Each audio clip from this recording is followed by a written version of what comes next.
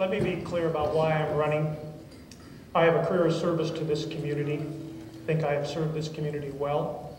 And I think it's service and a knowledge base that I have built that will carry over to the state legislature. I am proud of my career at St. Francis, almost 3 decades. The last 16 as CEO.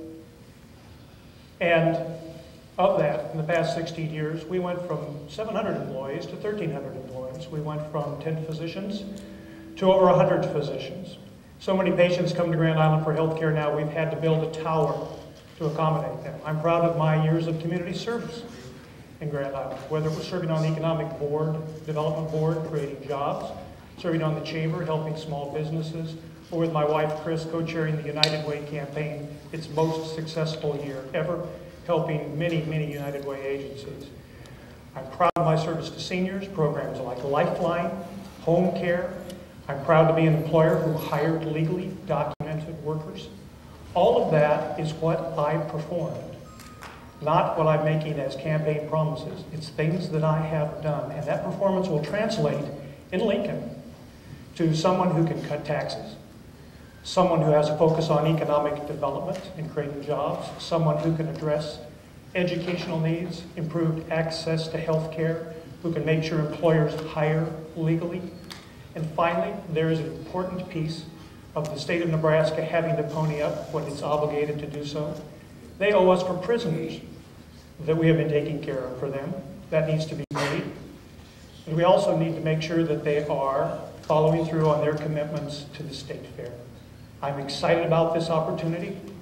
I'm excited about what it means for me personally. I'm excited about what I think I can do as continued service for the community of Grand Island and District 35. Thank you. Good evening, and thank you for this opportunity to speak to the voters. I got into this race for my granddaughter, Natalie. She and her generation are my concern. When Natalie and her parents decided to move to Grand Island, I looked around and I said, we can do better. I can do better. This election should not be about buying a seat with dollars raised from PACs and other special interests. This is about who can best represent the people of Grand Island. Not just the rich and the powerful, not the PACs, not the special interests, but all the people of Grand Island. My first priority is to assure that every person in Nebraska is here legally. It's one thing to say you're against illegal immigration. It's quite another to set forth your plan to solve that problem. I've already drafted the legislation to rid our state of illegal immigration, and it will be my priority bill until it's passed. And if I don't get it passed in my first term, I won't seek a second, and Mike can have the job. The cost to the taxpayer for this so-called cheap labor is enormous. But this is more important than money. We're paying for this so-called cheap labor with our culture and with the future of our children. I have a real plan to stop illegal immigration. I am invested in Grand Island. I have a small business here. In addition, I'm an attorney and I work with Gloor and Neuhaus and Judds, a small general practice law firm. I know what it's like to have to make a payroll with my own money. But my real investment in Grand Island is not business, it's my family. Both my roots and my branches are here. My grandparents spent their entire lives here. My mother was born and raised here. Leslie and I are the third generation to call Grand Island home. My son John and his wife Erin are the fourth, and my granddaughter Natalie is the fifth. Win or lose, the Neuhauses are here to stay. I can represent Grand Island like it must be represented, with passion, with commitment, and as an advocate for all the people of Grand Island. In one of the surveys that I reviewed online that you completed, you supported lower taxes for corporations.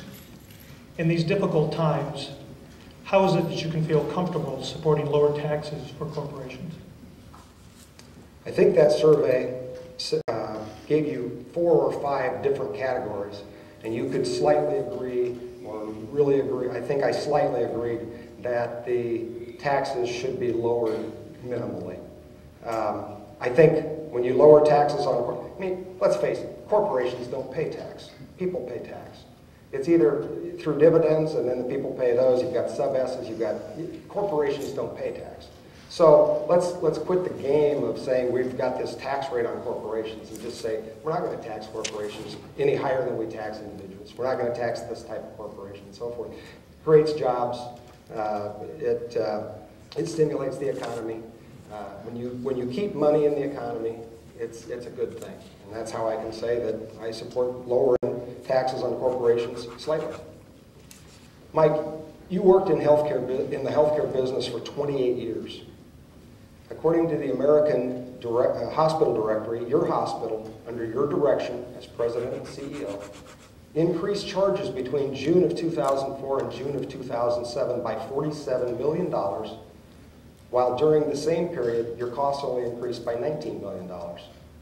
Your hospital, which claims not-for-profit status and pays no income tax on its net income or property tax on its vast property holdings, had a net profit of at least $20 million per year for the last 4 years and $25 million in 2006, the last year it filed a form. Your employer and controlling company of St. Francis, CHI, which also claims not-for-profit status and pays no income tax on its recorded income of over $1 billion with a B in 2007, and holds assets of $12 billion and pays virtually no property taxes thereon. And according to virtually every published report, not-for-profit hospitals give almost no more than for-profit hospitals in community benefits. And according to the 990, you were paid over $500,000 in annual compensation for at least the last 5 years. At the same time, you were a director for Midland's Choice, which is a managed healthcare business for which you were presumably paid. Now, given those facts, don't you find it rather ridiculous, or at least disingenuous, to have campaign advertising in which you state, or someone else states for you, that you want to provide Nebraskans with affordable health care when for 28 years you and the hospitals have been the #1 cause of the ever escalating health care costs? Well, I will have a problem answering within 60 seconds since the question itself took 2 minutes. Suffice it to say that hospital accounting is a complicated issue. What I can assure the community is that the profit margins for St. Francis Medical Center were in fact in single digits. Large numbers get thrown out and an attempt to impress people, but in reality it's a large business. And I'm very proud of my years of service at St. Francis. Did not St. Francis roll those monies back into new programs and services and a new tower for this community? Understand I'm not an owner in St. Francis Medical Center. When I left with the same retirement plan as anybody else. And regardless of what my income level might have been, and that also is incorrect, the reality is I left that behind. I am not pursuing any sort of a career except as a legislator. I have no ownership piece. Mr. Neuhaus has an ownership piece in his law practice. He has an ownership piece in his title company in addition to the salary he receives. If he truly wants to compare salaries, he's welcome to put his salary and his ownership interests out there. Again, I have no ownership interest. But let's also take a look at what we have contributed individually back to the community in terms of our donations to different community agencies. United Way is an example. I think that might give us a fair representation of who has the community's best interest in heart.